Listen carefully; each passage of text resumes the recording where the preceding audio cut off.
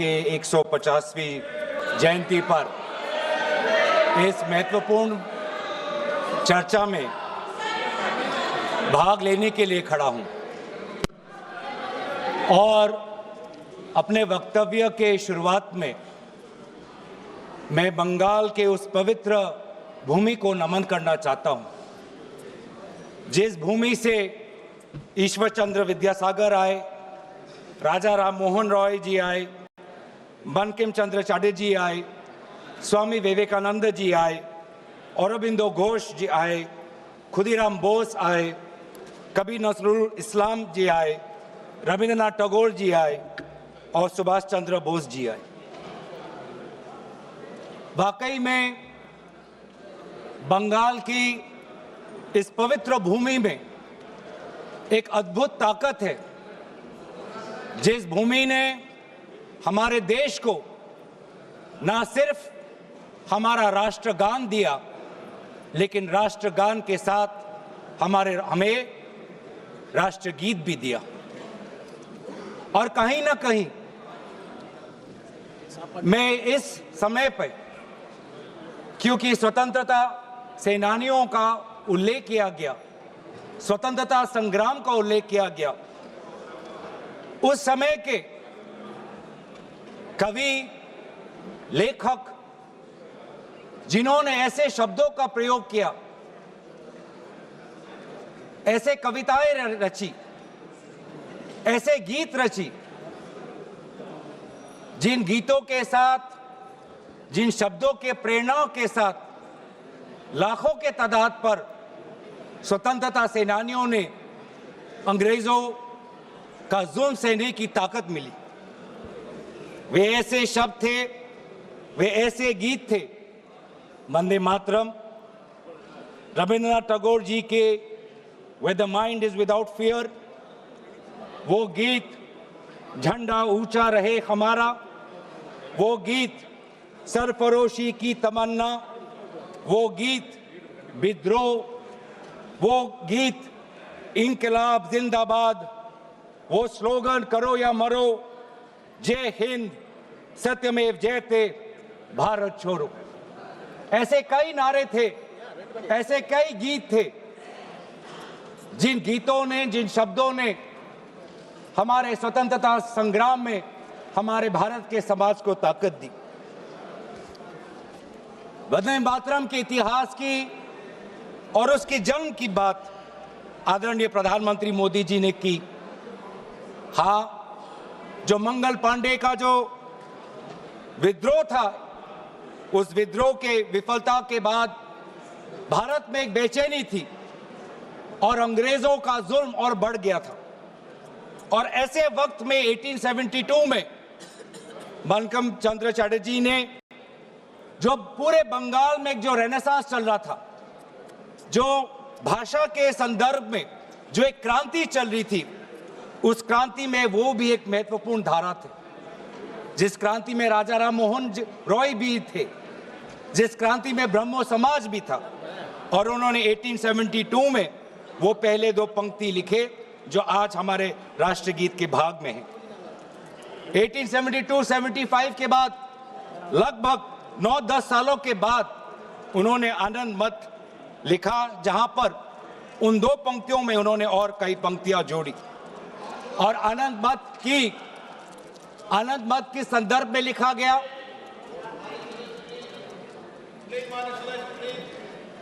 आनंद मत उस संदर्भ में लिखा गया जिस समय ईस्ट इंडिया कंपनी इस प्रकार के टैक्स हमारे किसानों पर लगा रही थी कि जीना बहुत मुश्किल हो गया था। लेकिन वाकई में ये जो एक गीत था, जो आनंद मत में उल्लेखित था, वास्तविक रूप में ये नारा कब बना? इसकी शुरुआत हुई गीत से, लेकिन ये इसकी एवोल्यूशन, इसका पूर्ण जन्म एक नारा के द्वारा, एक राजनीतिक नारा के द्वारा 1905 में हुआ। 1905 में वायसरॉय कर्जन ने बंगाल के दो भाग करके सोचा कि इसके द्वारा वो बंगाल और बंगाल के द्वारा पूरे भारत पर एक गहरी चोट डालेंगे, लेकिन यही उनकी गलती थी। अगर मैं देखूं कि आधुनिक स्वतंत्रता संग्राम में वो कौन सा पल था जिस पल से भारत के स्वतंत्रता संग्राम में एक नई ताकत आई, वो 1905 के उस स्वदेशी आंदोलन से था, जो स्वदेशी आंदोलन बंगाल के पार्टीशन विभाजन के बाद उजागर हुआ। और उसमें जैसे इतिहास में हमने पढ़ा है कि अरबिंदो घोष जी को एक ताकत मिली, वंदे मातरम का वो जर्नल, और उसके द्वारा जुगांटर पार्टी के द्वारा ये मैसेज गया कि हमें भारत को एक नई दृष्टि से, एक नई ताकत से, एक नई मंथन के द्वारा हमें विद्रोह करना है। और यही बात आने वाले समय में पूरे प्रदेश में ये फैला और व्यापक रूप से फैला। और ये बहुत, इस पूरे वंदे मातरम की जो यात्रा है, इस यात्रा को अध्ययन करना बहुत जरूरी, कि कहीं बंगाल के भाषा के क्रांति से निकला ये गीत, जो 10 वर्ष बाद आनंद मत के नॉवल में इसमें और पंक्तियां जोड़ी गई, बंगाल में एक राष्ट्र नारा बना 1905 में, और ऐसी प्रेरणा मिली जिस प्रेरणा से पूरे भारत में वो व्यापक रूप से प्रचारित हुआ। प्रचार होने के कई माध्यम थे। आदरणीय प्रधानमंत्री जी ने ग्रामोफोन का उल्लेख किया, लेकिन पैम्फलेट और पब्लिकेशन का भी एक बहुत महत्वपूर्ण भूमिका थी। ये पैम्फलेट और पब्लिकेशन के द्वारा बंगाल का ये नारा गया पंजाब में, गया महाराष्ट्र में, गया मद्रास में। ट्रांसलेशन के द्वारा आदरणीय सुब्रमण्यम भारती ने जिस प्रकार से 1905 में इसकी ट्रांसलेशन की, 1908 में इसकी ट्रांसलेशन की, तो कई जगह पे ये कन्नड़ में, तमिल में, तेलुगु में, अलग अलग भाषाओं में आनंद मत और आनंद मत के द्वारा पूरे वंदे मातरम की जो व्याख्या है, जो मूल भाव है, पूरे देश में फैला। खुदीराम बोस जी का उल्लेख यहां पे किया। और हां, जिस प्रकार से कोर्ट ट्रायल्स हुए, सिर्फ खुदीराम बोस जी का नहीं, अरबिंदो घोष जी के भी कोर्ट ट्रायल से पूरे देश को यह दृश्य दिख रहा है कि किस प्रकार से वंदे मातरम के द्वारा हमारे स्वतंत्रता सेनानी ब्रिटिश का विद्रोह कर रहे थे। और फिर सिर्फ स्वतंत्रता सेनानियों के बीच नहीं रहा, एक व्यापक रूप से ये छात्रों के बीच में ये समा गया। वंदे मातरम का उजागर राजामुंड्री आर्ट्स कॉलेज में किया गया, कोकानाडा आर्ट्स कॉलेज में किया गया, गोदावरी, कृष्णा, गुंटूर तक फैला। बांग्लादेश उस समय के माइमन सिंह सिटी कॉलेज तक पहुंचा। और यहां तक भी नहीं, बाहर जो हमारा तिरंगा ध्वज जब 1907 में पूरे विश्व में प्रकाशित किया, तो उस तिरंगा झंडा में भी वंदे मातरम उल्लेखित था। कला के द्वारा भी अवनींद्रनाथ टैगोर, उन्होंने एक पेंटिंग, एक चित्र इससे प्रेरणा लेते हुए किया। तो कहीं ना कहीं हमारे पूरे स्वतंत्रता संग्राम में कला, साहित्य का एक बहुत महत्वपूर्ण भाषा और बहुत महत्वपूर्ण भूमिका रही है। राजनीतिक नारा से, जैसे कि कहा गया, राष्ट्र में इसको एक राष्ट्रीय तवज्जो मिलने लगा। और इस वंदे मातरम को सिर्फ एक राजनीतिक नारा नहीं, लेकिन राष्ट्र गीत से इसको देखा जाए, ये तवज्जो, ये महत्व अगर कोई किसी राजनीतिक दल ने दिया तो वो कांग्रेस पार्टी। कांग्रेस पार्टी ने जब 1905 का स्वदेशी आंदोलन भी नहीं हुआ, 1896 में कलकत्ता में कांग्रेस के अधिवेशन में गुरुदेव रविंद्रनाथ टैगोर जी ने खुद वंदे मातरम को एक मधुर वाणी में उन्होंने उसका गीत प्रदर्शित किया।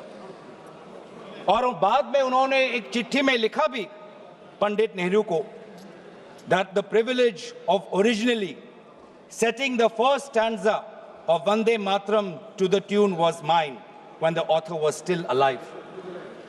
और कहीं ना कहीं ये भी बताने की बहुत जरूरत है कि रविंद्रनाथ टैगोर जी बंकिम चंद्र चटर्जी को बहुत करीबी से उनको मिले और बंकिम चंद्र चटर्जी ने काफी समर्थन भी रविंद्रनाथ टैगोर जी को दिया। 1905 में स्वदेशी आंदोलन भी हुआ और 1905 में कांग्रेस का बनारस में अधिवेशन हुआ, जिस बनारस के अधिवेशन में अध्यक्ष कर रहे थे जी.के. गोखले साहब। और दोबारा 1905 के उस बनारस के अधिवेशन में सरला देव चौधरी जी ने वंदे मातरम का गीत प्रदर्शित किया। लेकिन इस 1905 के बनारस के अधिवेशन में उन्होंने वंदे मातरम में एक बहुत ही महत्वपूर्ण संशोधन वो लाए। वो संशोधन क्या था? जनसंख्या की। जो ओरिजिनल वंदे मातरम था, उस वंदे मातरम में जिस जनसंख्या का उजागर किया था वो था 7 करोड़ का, क्योंकि उस समय बंकिम चंद्र चटर्जी जिस संदर्भ में लिख रहे थे तो वो बंगाल के संदर्भ में लिख रहे थे, जिसमें बिहार भी था, उड़ीसा भी था, असम भी था, और इसीलिए उस संदर्भ में उन्होंने लिखा 7 करोड़। लेकिन जब 1905 में बनारस का अधिवेशन हुआ, उस 1905 के अधिवेशन में सरला देव चौधरी जी ने उस 7 करोड़ को 30 करोड़ करके पूरे एक राष्ट्र का तवज्जो वंदे मातरम को दिया। और वैसे ही महात्मा गांधी ने इंडिया ओपिनियन में उन्होंने लिखा, और 1907 में अरबिंदो घोष ने संध्या के मैगजीन में लिखा कि we want Swaraj for all sons of mother India. What we want is that Hindus and Muslims both should come together to bring about Swaraj in unison. फिर अभी आप आते हैं जो मूल बात आदरणीय प्रधानमंत्री मोदी जी ने कही। आज उनके पूरे भाषण को मैंने बहुत गौर रूप से सुना, और उनके पूरे 1 घंटे के भाषण का 2 उद्देश्य था। पहला उद्देश्य यह था कि उनके बातों को सुनकर ऐसे लग रहा था कि आपके राजनीतिक पूर्वज खुद ब्रिटिश के खिलाफ लड़ रहे थे। ऐसे लग रहा था कि आपके राजनीतिक पूर्वज ने ब्रिटिश के खिलाफ विभिन्न आंदोलनों में भाग लिया। तो ये जो इतिहास को दोबारा लिखने की, रिवाइज करने की जो मंशा आज प्रधानमंत्री मोदी जी के भाषण में मुझे सुनाई दी। सर, मैं आपके साथ तो मैं तर्क वितर्क करने आया नहीं हूं। और दूसरा जो उद्देश्य था कि एक राजनीतिक रंग इस पूरे वंदे मातरम के चर्चा को देने का था। उन्होंने उजागर किया कांग्रेस वर्किंग कमेटी का और पंडित नेहरू जी का। और ये एक आदत है सर, ये मेरे पास एक टेबल है कि जब प्रधानमंत्री मोदी जी किसी भी विषय पे बोलते हैं तो पंडित नेहरू जी का नाम कितने बार लेते हैं और कांग्रेस पार्टी का नाम कितने बार लेते हैं। मैं बस एक ही उदाहरण देना चाहता हूं कि इससे पहले ऑपरेशन सिंदूर का डिबेट में हमने आदरणीय प्रधानमंत्री मोदी जी को सुना। क्या आप जानना चाहेंगे कि पंडित नेहरू का नाम कितने बार उन्होंने लिया? 14 बार। ऑपरेशन सिंदूर पे 14 बार उन्होंने पंडित नेहरू का नाम लिया। और कांग्रेस पार्टी का कितने बार? 50 बार। वैसे ही जब संविधान का 75th एनिवर्सरी मनाया जा रहा था तब 10 बार पंडित नेहरू जी का नाम लिया और 26 बार कांग्रेस पार्टी का।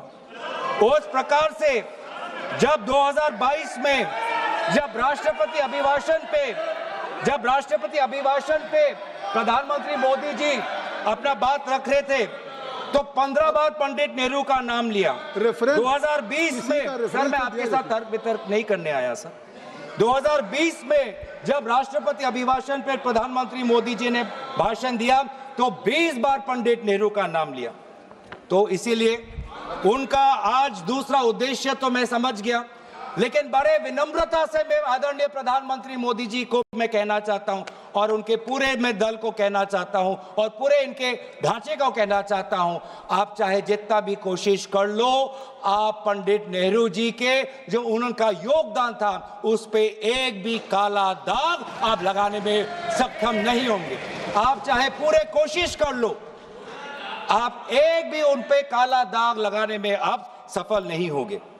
हाँ, कांग्रेस वर्किंग कमेटी में और उससे पहले मुस्लिम लीग का विद्रोह था। मुस्लिम लीग ये कहना चाहती थी कि पूरा वंदे मातरम को बहिष्कार करना चाहिए, पूरे वंदे मातरम को बहिष्कार करना चाहिए। लेकिन मुस्लिम लीग को यह अधिकार कहां से मिला? और क्या मुस्लिम लीग के अनुसार हमारा देश चलेगा? क्या मुस्लिम लीग के अनुसार क्या कांग्रेस पार्टी चलेगी? कतई नहीं। हमारे उस समय के जो हमारे नेता थे मौलाना आजाद साहब, उन्होंने स्वयं कहा कि मुझे वंदे मातरम में कोई भी आपत्ति नहीं है। यह फर्क है कांग्रेस के मौलाना आजाद और मुस्लिम लीग के जिन्ना के बीच में। और उन्होंने लाख कोशिश करने के पश्चात भी, लाख दबाव डालने के पश्चात भी 1937 के कांग्रेस वर्किंग कमेटी में के सेशन में यह निर्णय लिया गया कि जहां पर भी नेशनल गैदरिंग होगी वहां पर हम शुरुआत में वंदे मातरम के पहले दो पंक्तियों को हम गाएंगे। इस सिद्धांत को मुस्लिम लीग ने बहुत बड़ी इसकी आलोचना की, बहुत बड़ी आलोचना की, और आलोचना हिंदू महासभा ने भी की। ये कभी कभी हिंदू महासभा और मुस्लिम लीग के जो राजनीतिक उद्देश्य है वो एक हो जाते हैं। हिंदू महासभा और मुस्लिम लीगों ने दोनों वंदे मातरम को एक विशेष राजनीतिक रूप से देखा और मुस्लिम लीग और हिंदू महासभा ने दोनों ने कांग्रेस पार्टी की आलोचना की। लेकिन कांग्रेस पार्टी अगर चलेगी तो किसी हिंदू महासभा या किसी मुस्लिम लीग के नहीं, भारत के जो हमारे आबादी है, भारत की जो हमारी जनसंख्या है, भारत में जो वंदे मातरम के जो मूल भाव है उसके साथ। मूल भाव, आप बार बार वंदे मातरम की आप बात कर रहे थे आदरणीय प्रधानमंत्री जी। वंदे मातरम किस संदर्भ में लिखा गया? ब्रिटिश के विद्रोह में वंदे मातरम का नारा कब लगाते थे? जब हम ब्रिटिश के अंदर हम खौफ पैदा करना चाहते थे। वंदे मातरम का नारा कब लगाते थे? जब हम ब्रिटिश को बताना चाहते थे कि हम डरेंगे नहीं, हम झुकेंगे नहीं। तो ये था मूल भाव वंदे मातरम का, ब्रिटिश के विद्रोह करने का। मैं पूछना चाहता हूं कि आपके राजनीतिक पूर्वजों ने वंदे मातरम की इस मंशा को आपने कब पूरा किया? कब आपने ब्रिटिश का विद्रोह किया? कब किया? अब वंदे मातरम का उद्देश्य था कि ब्रिटिश को के बीच में डर फैलाना। मैं पूछना चाहता हूं कि आपने उस मंशा को कब पूरा किया? 1937 की आप बात करते हैं और 1937 में आपको आपत्ति है, तो मैं पूछना चाहता हूं कि 1942 में जब भारत छोड़ो आंदोलन था तब आपके राजनीतिक पूर्वज कहां थे? अगर आपको लगता है कि वंदे मातरम के साथ कांग्रेस पार्टी ने उसको दुर्बल करने की एक साजिश की, तो मैं पूछना चाहता हूं कि आपने जब वंदे मातरम का जो मूल उद्देश्य था कि अंग्रेजों भारत छोड़ो, तो उस भारत छोड़ो के आंदोलन में आप लोग कहां थे? क्या इतिहास गवाह नहीं कि आपके राजनीतिक पूर्वज में उनका नाम नहीं लेना चाहता कि उन्होंने खुद कहा था कि इस आंदोलन में भाग नहीं लेने का? खुद बोलते थे, दूसरे खुद उन्होंने कहा कि इस आंदोलन में भाग नहीं लेना। और बंगाल में आपके जो राजनीतिक आपके गुरु हैं, मैं उनका नाम भी लेना नहीं चाहूंगा, पर उन्होंने भी खुद कहा था कि भारत छोड़ो आंदोलन में भाग नहीं लेना चाहिए। तो आप वंदे मातरम की बात करते हैं, स्वतंत्रता सेनानियों की बात करते हैं, प्रोपेगेंडा करने की कोशिश करते हैं। जो कांग्रेस वर्किंग कमेटी पंडित नेहरू ने जी के सबके साथ जो विचार विमर्श किया, उसमें सब शामिल थे। उसमें शामिल थे रविंद्रनाथ टैगोर जी, जिन्होंने स्वयं कहा कि जो पहले दो स्टैंजाज हैं वो इतने मधुर हैं, उसमें इतनी ताकत है, जो पूरा सारांश है वंदे मातरम का वो पहले दो स्टैंजाज में है। और पंडित नेहरू जी ने भी उस वर्किंग कमेटी में कहा, उस रेजोल्यूशन में, पंडित नेहरू जी को मैं कोट करना चाहूंगा, the words Vande Mataram became a slogan of power which inspired our people and a greeting which ever reminds us of our struggle for national freedom. ये है पंडित नेहरू जी और कांग्रेस पार्टी की मूल भाव वंदे मातरम के पक्ष में। और जिस मुस्लिम लीग ने कहा कि पूरे वंदे मातरम को बहिष्कार करो, उस मुस्लिम लीग को दोबारा करारा जवाब हमने हमारे कॉन्स्टिट्यूएंट असेंबली में दिया 1950 में 24 जनवरी को, जब संविधान की जो बैठक हुई थी उसके अंतिम दिन पे हमने कहा कि हम मुस्लिम लीग की बात नहीं सुनेंगे, हम वंदे मातरम को नेशनल सॉन्ग का हम ये तवज्जो हम देना चाहेंगे। और यही हमारे बंगाल के प्रति हमारा आभार था कि उसी कॉन्स्टिट्यूएंट असेंबली में कहा, यह सिद्धांत लिया गया कि जन गण मन हमारा नेशनल एंथम होगा और वंदे मातरम हमारा नेशनल सॉन्ग होगा। और ये पूरे सिद्धांत के साथ कौन कौन इसके साथ सहमत थे? राजेंद्र प्रसाद जी सहमत थे, सी राजागोपालाचारी जी सहमत थे, जीबी पंत साहब सहमत थे, मौलाना आजाद जी सहमत थे, रविशंकर शुक्ला जी सहमत थे। तो ये है आज इतिहास। वास्तविक में अगर मैं बोलूं कि आपके पार्टी ने कभी बंगाल को समझने की कोशिश ही नहीं की। सत्ता के लालच में आपने कभी बंगाल को समझा ही नहीं। बंगाल की भक्ति को सर मैं उनके साथ तर्क वितर्क नहीं करने आया। पॉइंट ऑफ ऑर्डर, मैं उनके साथ तर्क वितर्क नहीं करने आया। मैं तर्क वितर्क नहीं था और मैं यील्ड करना नहीं चाहता। पॉइंट ऑफ ऑर्डर यील्ड करना भी ये नहीं चाहता। स्पीकर का डायरेक्शन 114 और 115 ये इतिहास को गलत करे। जब भारत अलग हो गया सर, भारत का विभाजन हो गया, मुस्लिम लीग ने जब पाकिस्तान बना दिया 15 अगस्त 1947 को, जब भारत और पाकिस्तान का बंटवारा हो गया, तो मुस्लिम लीग किस कॉन्स्टिट्यूएंट असेंबली में था जिस 24 जनवरी 1950 की वो ये डिबेट है सर। अगर आप मुझे बोलने देंगे तो मैं इनसे कहूंगा कि जैसे हमने आदरणीय मोदी जी को सुना, आप भी सुनने का धैर्य रखें। धैर्य की कमी मत दिखाइए, संयम की कमी अब मत दिखाइए। हमने संयम दिखाया, हमने धैर्य दिखाया, अब आपकी बारी है। आपने बंगाल को कभी समझा नहीं, आपने बंगाल की भक्ति को नहीं समझा, आपने बंकिम चंद्र चटर्जी को नहीं समझा। बंकिम चंद्र चटर्जी की जो विचार थे, ये पूरा जो विज्ञान को लेके जो उनके विचार थे, एक फ्री इंडिया को लेके जो उनकी विचार थी, आपने नहीं समझा। आपने रविंद्रनाथ टैगोर जी को नहीं समझा। आपके लिए तो सब कुछ बांग्लादेशी। रविंद्रनाथ टैगोर जी ने 1905 में अमार सोनार बांग्ला लिखा। आप इतिहास नहीं जानते, आपने रविंद्रनाथ टैगोर जी का इतिहास नहीं पढ़ा। और जब कहीं आपको अमार सोनार बांग्ला आपको सुनाई पड़ता है तो आपको सिर्फ बांग्लादेशी सुनाई पड़ता है। लेकिन जिस समय वो लिखा गया, बंगाल के पार्टीशन में जो दुख, जो वेदना, अमार सोनार बांग्ला, मेरे जो सुनहरे बंगाल के प्रति जो भाव था, उसको आपने नहीं समझा। आप कभी दिल्ली में अगर बंगाली भाषा सुनते हैं तो उसको भी बांग्लादेशी कह देते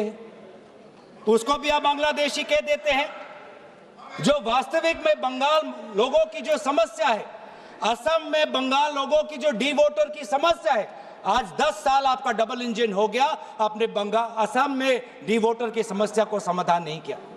असम में बंगाल के लोग आज अपने आप को भारतीय नागरिक कहना चाहते हैं, लेकिन आपने ऐसा कानून लेके आए हैं, अब असम में बंगाल के लोग अपने आप को भारतीय नागरिक नहीं, अपने आप को बांग्लादेशी का प्रमाण सरकार को देना पड़ रहा है।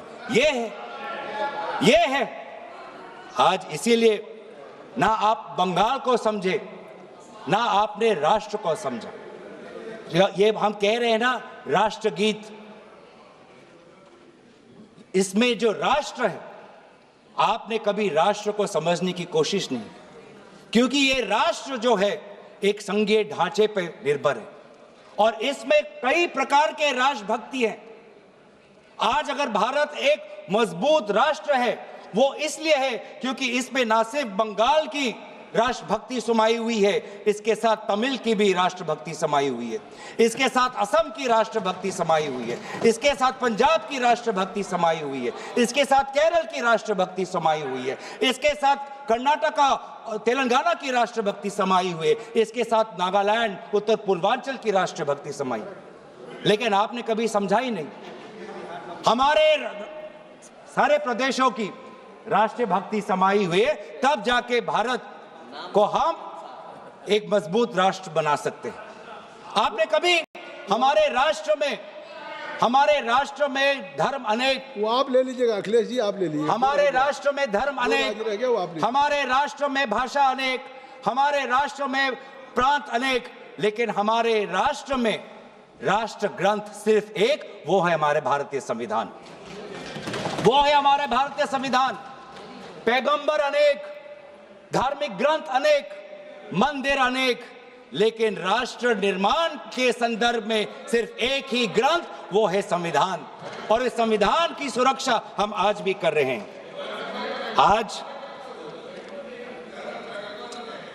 आज राष्ट्र की बात आप करते हैं, मैं पूछना चाहता हूं कि आपने जो हमारा नेशनल एंथम है, आप चाहते थे कि वंदे मातरम हमारा नेशनल एंथम बने, लेकिन जब पूरे देश ने जनगण मन को नेशनल एंथम, रविंद्रनाथ टैगोर जी के द्वारा रचित जनगण मन को नेशनल एंथम का तवज्जो दिया, तो आपके राजनीतिक पूर्वजों ने लगभग 52 साल आपने ना राष्ट्रीय तिरंगा अपने शाखाओं में लगाया, ना राष्ट्रीय नेशनल एंथम अपने शाखाओं में कहा।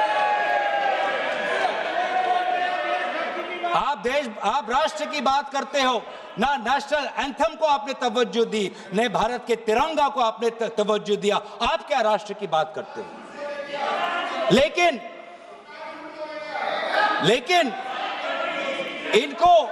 इनको सत्ता का, इनकी जो परिभाषा है सत्ता की, वो अलग है। इनको लगता है कि अगर सत्ता मिल गया तो पूरे राष्ट्र पर ये शासन चलाएंगे। ये लोग, यही फर्क है, मैं समझ, यही। धन्यवाद संजय जायसवाल जी, धन्यवाद, क्योंकि हमारे लिए सत्ता शासन का नहीं, हमारे लिए सत्ता सेवा का माध्यम है, सेवा का माध्यम। ये फर्क है। ये संजय जी को आप धन्यवाद दे रहे हैं। ये फर्क है। ये संजय जी को आप धन्यवाद दे रहे हैं। आपके साथ तो मैं नहीं करने, आपके साथ तो नहीं करना। ये फर्क है राजतंत्र और लोकतंत्र में। राजा शासन करना चाहता है और सेवक भारत के संविधान को सेवा करना चाहता है। ये फर्क है राजा और सेवक में। और आज यही हम देख रहे हैं कि आज हमारे भारत के लोग अनेक समस्या उठा रहे हैं, लेकिन उस समस्या का एक भी उल्लेख नहीं। सर, आज अगर हम राष्ट्र की बात कर रहे हैं, राष्ट्र के प्रति हमारे भक्ति की बात कर रहे हैं, राष्ट्र के प्रति आपकी सेवा के लिए धन्यवाद। सभापति महोदय, थोड़ा मुझे सुनिए। सभापति महोदय, मुझे हम राष्ट्र के प्रति हमारे कर्तव्य की बात के प्रति हमारे कर्तव्यों की हम बात कर रहे हैं। आज सदन पहली बार भारत के राजधानी में बम विस्फोरण हुआ, एक बार भी उसका उजागर आदरणीय प्रधानमंत्री मोदी जी नहीं किया। हम 150वीं जन्म जयंती वंदे मातरम की मना तो रहे हैं, लेकिन क्या हम आज वर्तमान के भारत को सुरक्षा दे पा रहे हैं? क्या हमने दिल्ली के राजधानी में हमारे दिल्ली वासियों को हमने सुरक्षा दी? क्या हमने जम्मू कश्मीर में हमारे वहां के पर्यटकों को सुरक्षा दी? ये कर्तव्य नहीं है? हम कैसे मनाएंगे? ये वंदे मातरम की चर्चा पर है। सर, विकसित भारत की बात कर सकते हैं तो वर्तमान की बात भी कर ही सकते हैं। 2047 की बात कर सकते हैं तो 2025 की बात भी कर सकते वंदे हैं। मातरम के 150 वर्षों की यात्रा का आलोचना तो आज हम सुरक्षा की बात करते हैं। आज हम सुरक्षा की बात करते हैं। किसी की आलोचना नहीं की। सभापति महोदय, प्रधानमंत्री ने किसी की आलोचना नहीं की। सभापति महोदय, सभापति महोदय, तो इसलिए वंदे मातरम तक रहे। सभापति महोदय, अगर वास्तविक में अगर 150वीं जन्म जयंती वंदे मातरम का पालन करना है तो हमें सुरक्षा देना होगा, स्वास्थ्य की सुरक्षा देनी होगी। आज दिल्ली में, पूरे उत्तर भारत में, गंगा तट पे जितने भी लोग हैं, किसान हो, श्रमिक हो, आज वो वायु प्रदूषण के कारण आज उनका वो सांस नहीं ले पा रहे। आज आप देखिए कि हमारे सीमाएं सुरक्षित है। पहलगाम के बाद आज पाकिस्तान की जो फील्ड मार्शल है वो हमारे अमेरिका के राष्ट्रपति के साथ बैठते हैं। पाकिस्तान और अमेरिका के बीच में और करीबी बात आ गई है और करीब हो गए हैं, और आप लोग उस पर कुछ नहीं कह रहे।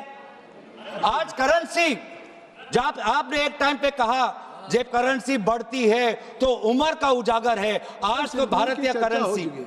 सर मैं आपके साथ मैं ऑपरेशन सिंदूर की चर्चा हो चुकी है, उस पर आप लोगों ने भी किया था और इस पक्ष से दिया था। मुझे लगता है आज वंदे मातरम की 150 वर्षों की यात्रा है, आज इसको अगर इस चर्चा को किसी आरोप प्रत्यारोप से या विवादों से ऊपर रखें तो ज़्यादा अच्छा होगा। सर 150वीं जयंती तो वर्तमान में मना रहे हैं, तो वर्तमान में भारत के प्रति जो हमारे कर्तव्य है उसकी बात ना करें तो हम कैसे करें।